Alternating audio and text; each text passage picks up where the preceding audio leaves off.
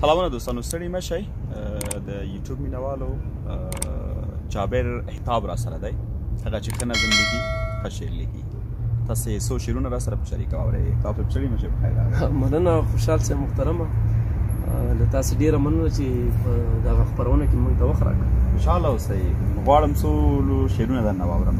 کیسې خو هسې زیاتې دي، خو شعرونه واورو چې مینوال په تمه کړي. سمه ده خوشحال صاحب محترمه، شعرونه خو به داسې وي چې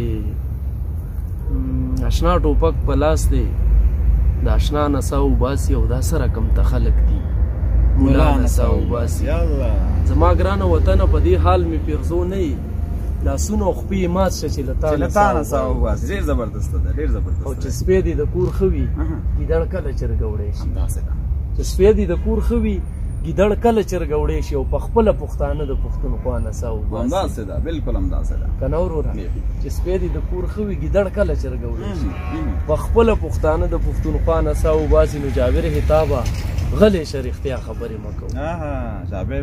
جابر حتابه غلی شه، رښتیا خبرې مه کوو. څو داسې نفر شته دی چې رښتیا نڅا وباسي.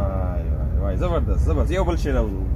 نو بل شعر به خوشحال صاحب هر یو چې ستا خوښوي. دا به درته ووایم چې ولې نه هر یو په تا پرزو دی خوشحال صاحب. غزل به داسې ووایم چې ارمان مې د ارمان پسې ارمان کوي خالقه، گزار مې د زړګي په سر جانان کوي خالقه.